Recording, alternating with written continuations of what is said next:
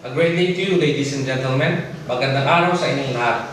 I'm Francis Chavez of ISA.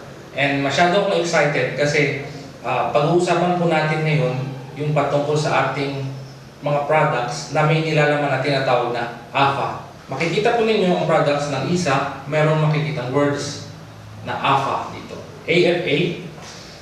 Okay. Dito rin sa ating Vita Cafe, AFA. Sa ating Vita Leaf, AFA. So ano ba yung AFA na yan? At dito sa Vita Brew, AFA. What is AFA? AFA stands for Afanezomenon Floss Aquae. Mahirap po siyang bigkasin, that's why we only call it in its short acronym AFA. Okay, ngayon, the one who's going to discuss about AFA in all our products is a doctor who is very celebrated, especially dito sa tinatawag na alternative medicine. Siya po ay traditional doctor, pero pinopromote po niya yung alternative medicine. At sobrang dami ng credentials that we really tend to believe in all that what he says. Tulad nito, he is a life member of the Philippine Society for Microbiology. He is also a life member, a national officer, and the convention chairman, and also the PRO or PR officer of the Philippine College for Advancement in Medicine. And most of all, siya po ay awardee ng Indian Board of Alternative Medicine. Ito po ay isang organisasyon po sa bansa na India at siya po yung kauna-unang Pilipino na natanghal bilang International Holistic Physician of the Year nitong organisasyon na to. Isang Amerikano, isang taga-Europe ang nanalo niyan, and for the first time, and the one and only Filipino na nakapagkuhan ng ganyang tanghal ay itong ating guest ngayon. At the same time, ito pong ating guest ay isang radio anchor for 7 years already ng programang Basta Natural sa DZEC from Mondays to Fridays, 7 p.m. to 8 p.m. Okay? So, ang dami po niyang credentials and it's very nice to hear from this person kasi pag nagsasalita siya, talagang makikita niyo yung authority at saka credibility niya. Okay, siya po ay without further ado, I would like to introduce to you Dr. Erwin Torres.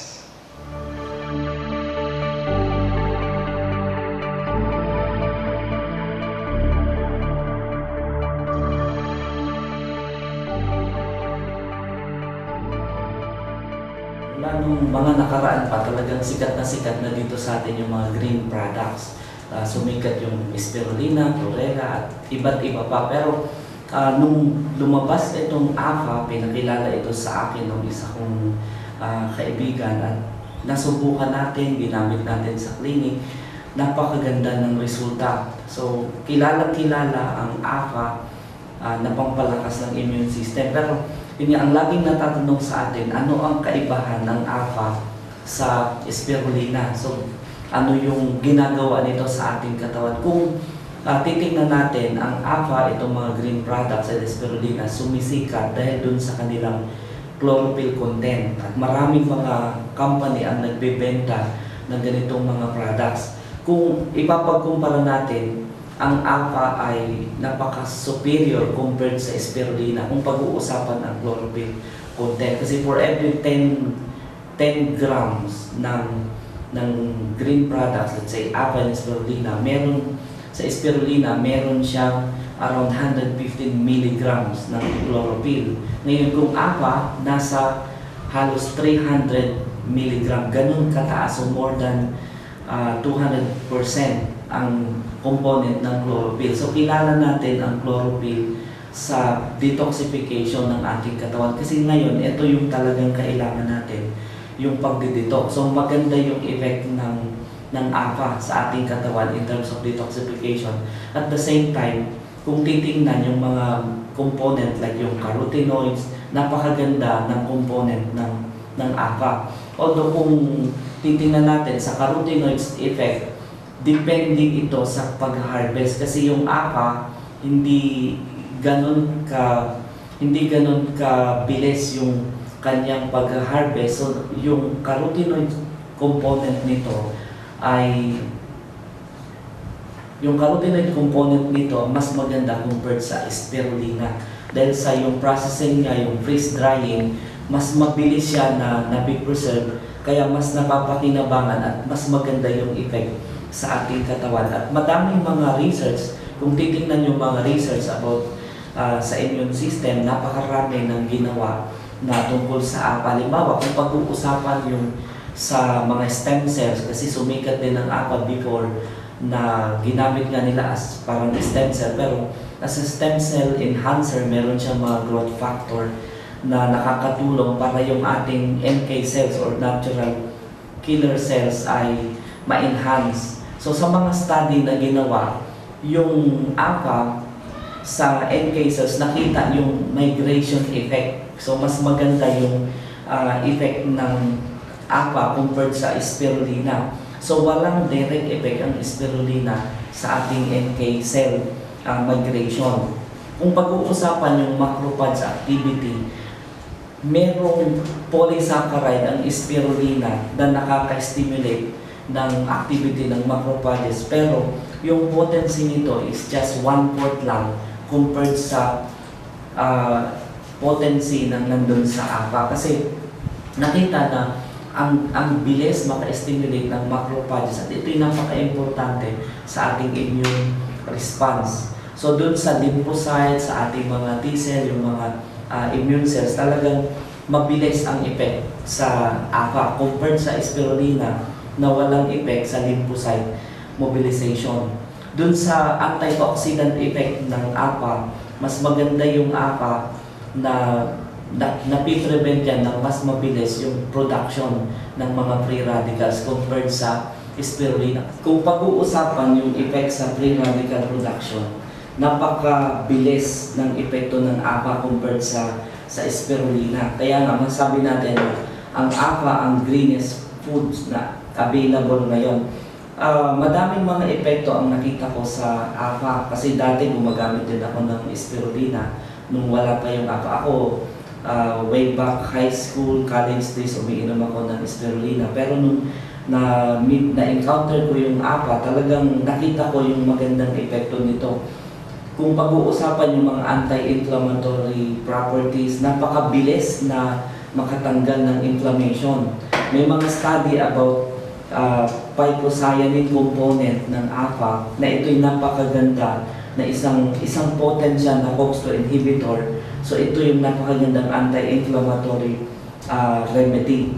So yung phycocyanin component ng spirulina hindi ganun kaganda kasi laging nakadepende tayo kung tingnan natin yung mineral component ng dalawa superior ng halos more than 200% yung APA compared sa spirulina. Sa iba pang mga study na ginawa, like sa lipid profile natin, maganda yung epekto ng APA, although pareho sila na merong omega-3 fatty acids. Kaya lang yung sa spirulina, napakakonti ng omega-3 fatty acids compared dun sa APA. Sa isang study na ginawa sa Harvard, mayaman sa omega-3 fatty acids na ito'y nakakatulong sa prevention ng cardiovascular diseases at dun sa depression, para din dun sa mga may ADHD. Ito yung mga problema natin ngayon. At iba pang mga yung mga inflammatory condition. So, madaming mga research at talagang nakita nila na superior talaga yung APA. Ang isang malaking concern natin ngayon ay yung stress. So, kung pag-uusapan yung stress, may epekto ito sa ating blood sugar, humihina yung ating adrenal glands, at nakikita natin yung mga iba't ibang mga products ngayon na talagang ang sinasabi nila itong anti-stress pero walang mga direct studies. Ang APA ay napatunayan na merong PEA, yung phenylethylamine amide, na ito yung anti-stress. It's a natural endogenous modulator ng ating ng ating nervous system na ito'y nakakatulong para tayo ay ma-relax. So, malaking factor na nare-relax tayo dahil sa pag-inom ng APA. Kaya nga, napakaganda ng epekto ng APA. So, nakita ko sa clinic iba't ibang mga epekto. Yung kaibigan ko ay 12 years na hindi na nag-expect na magkaka-baby. So, inintroduce ko sa kanya itong APA para maayos yung kanyang hormones. hindi niya alam, buntis na pala siya. So talagang sinabi niya na ang nakatulong para maayos yung kanyang hormones ay yung pag-inom ng APA na halos 12 years na inaayos niya sa ng kanyang OB. So dahil sa pag-inom niya ng APA, ngayon meron na siyang 9 months old na baby, na healthy baby. So sa iba pang mga experience ko like sa hormonal problem, madaming yung mga irregular menstruation, madami akong na-encounter mga bata pa 17 to 18 years old na binibigyan ng pills para maayos yung hormones. I'm against sa pag-inom ng mga pills, lalo na dun sa mga teenagers, kasi nga nagiging promiscuous sila. So binibigyan ng APA at nakita ko yung epekto na in just 2 weeks ng pag-inom, na i-improve yung kanilang hormones, naaayos yung kanilang menstrual cycle. Kaya talagang ang ganda ng epekto nito sa hormones. Kaya nga, kung ipapagkumpara with other products, talagang superior, lalo na sa mga green products, superior ang APA. So ito yung recommended ko sa mga hormonal problem, yung mga hindi magkaanak, anti-stress, even sa cancer, even sa may mga immune problems like AIDS. So maganda ito na pang-enhance ng ating immune system. Sobrang busy natin ngayon at alam nyo, talagang yung stress level natin napakataas na. So alam nyo, sa radio program ko, madalas kong i-discuss yung APA, yung iba't ibang mga nutrients na nakakatulong para makontrol natin yung stress. Pero kung mapapansin nyo, ang dami ngayong mga tea houses na nag-o-offer ng iba't ibang mga products, yung mga coffee shops na alam naman natin na nakakatulong siya, kaya lang matindi yung sugar component. Kaya mapapansin nyo, kasabay ng pagdami ng mga tea houses at sa mga coffee shops, ang dami dun sa ating mga working professionals ang talagang tumataba. Kaya nagigain ng weight dahil sa yung mga anti-stress nila na iniinom, usually like coffee and tea, talagang dahil sa madaming sugar, so nagkakaroon ng pagpapadagdag ng timbang.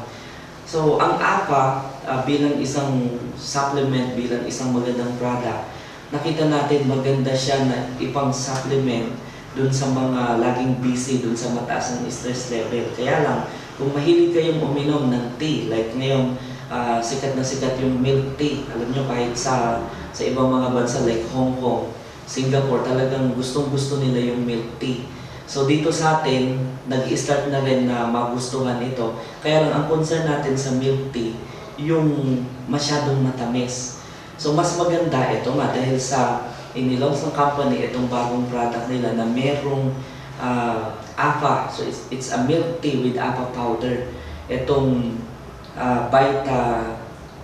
Vita Leaf. At napakaganda nito dahil sa nandun yung APA effect na anti-stress, nandun yung mga minerals, yung mga enzymes na makakatulong para tayo ay malakas yung katawan natin. At the same time, merong memory enhancing effect yung APA. So maganda yung combination, maganda yung synergy ng milk tea with APA. At makikita nyo rin na kahit matamis siya, wala kang okay yung sugar content niya, hindi siya yung harmful na sugar. So it's a maltodextrin na it's a healthy sugar alternative.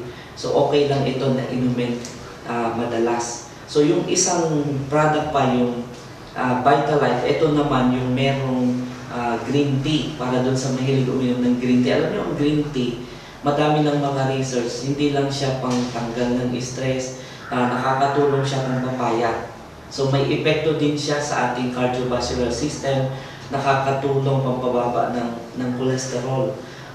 Madalas kong banggitin sa radio program ko na yung proper amount ng vitamin C, lysine, proline at saka green tea extra ay nakakatulong para ma-reverse yung cardiovascular problem. Kaya nga maganda na ini-enjoy natin itong green tea. Itong Vitalife, ito yung product na yung green tea na merong APA. So yung benefits ng APA makukuha natin, at the same time yung effect ng green tea mararamdaman nyo na napaka-effective. So anti-cholesterol, anti-stress. Ito, uminom tayo ng Vita Life. Ngayon, dun sa mga sinasabing sumasakit na yung sikmura, di ba, nangangasim dahil nga sa sobra na yung pag-inom ng kape. So, merong isang product ang company na merong ginger. So, ito yung Vita Brew na maganda sa ating stomach. So, it's a stomach tonic at the same time lung tonic. Pero bukod doon, may iba pang mga ingredients like turmeric, nandun din yung sambong, nandun din yung lagunde. So, maganda siya na para doon sa mga medyo umiidad na. At the same time, yung effect ng APA nandun din. So, it's a multivitamins, lalo na sa mga elderly na nakakaranas ng pangangasim ng tiyan, yung hindi pwedeng uminom ng kape. So, itong Vita Brew ang inyong inumin. Alam nyo, bilang isang lung tonic, dahil sa nandun yung lagundi, kilala natin ang lagundi dahil sa ito ay approved ng ating Department of Health para sa mga lung problem like sa ubo. So, pwede siyang makatulong sa ganong aspeto. At kilala naman natin ang luya para dun sa mga sa ganyang aspeto. At the same time, pampalakas talaga ng ating respiratory system. Yung mahilig naman uminom ng kape, so itong Vita Cafe ang dapat sa inyo. So nandun yung APA na kilala natin, napakaganda na multivitamins, na antioxidant, nandun yung mga effect. At ang nakita ko na isang magandang ingredient nitong Vita Cafe ay itong cordyceps. Alam nyo, ang cordyceps ay isang napakamahal na klase ng mushroom na available lang sa Mongolia, dun sa northern part ng China. At ito ay nakakatulong. Ito lang yung klase ng mushroom na bukod sa pampalakas ng immune system, nakakatulong para mag-regenerate ng ating mga kidneys. So okay ito na inumin kahit na meron kayong kidney problems. So bukod pa dyan, yung mga sugar na ginagamit, hindi ganon katamis. At ito yung mga healthy sugar alternative like stevia. So napakaganda nitong inumin. So okay ito kahit kayo ay merong diabetes. Kaya nga, para alert tayo, healthy tayo, yan, inumin nyo itong Vita Cafe.